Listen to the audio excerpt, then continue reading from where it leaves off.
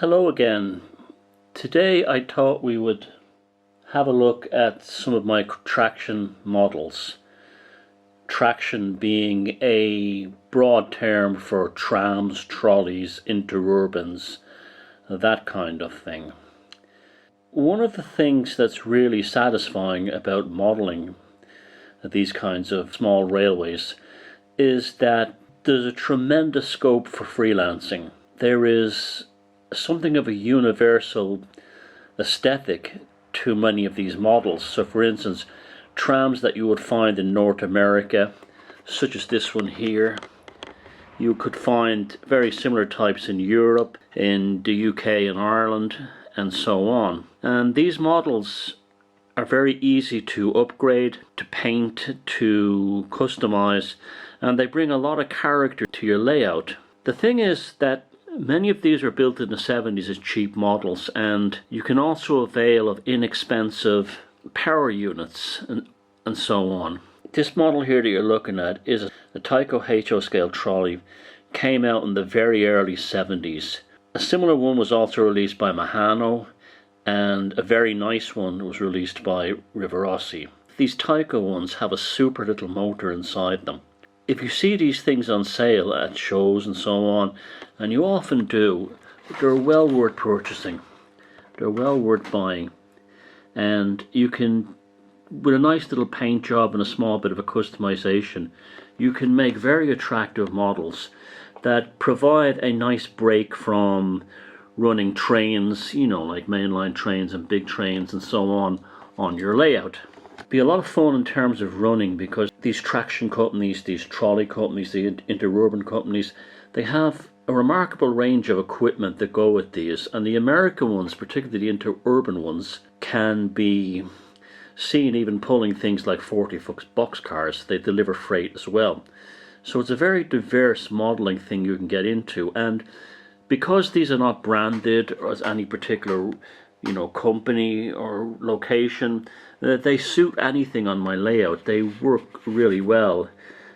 Now this Tyco one I repainted with Army Painter and Citadel paints, and I think it came out quite nice. It had these windows on the side that had printed passengers on it. Looked silly, so I just sanded them off and left the glass diffused. The front is just sticky tape, scotch tape bent around the front, and I think it works quite effective. These models show up quite cheap. The motor inside them is superb and really easy to, you know, clean and take care of, and they paint up lovely. They've got some beautiful details on them.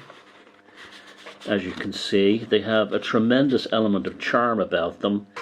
So I'll just move this one out of the way and show you the other one.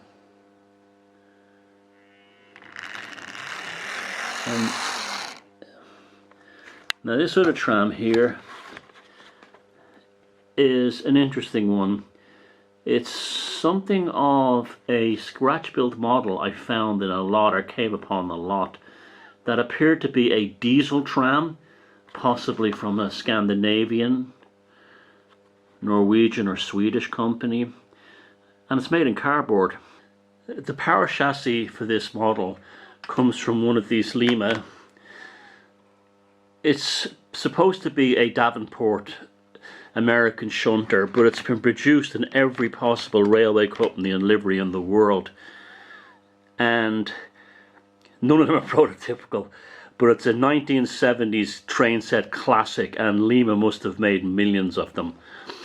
They come in everything, and the American ones with the buffers removed and so on. It's wildly well, not wildly, but it's very overscale for HO, but it's just about right for 00. But this is in an old British Railways livery, but these never existed on British Railway. But these are very good runners, and they show up cheap as well, and the power unit in them is very useful for powering lots of things, and that's how I powered this one here. I'll take it, I'll see if I can move it back. Oh, wrong way. And show you the front.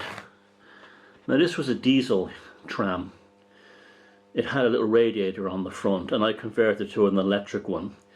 And there was an interior detail and so on, but I just painted the windows black because once the motor was in there, that's all you see. At the back there's a little vestibule area where there's a passenger waiting to get off, and there's also a, looks like a company staff member.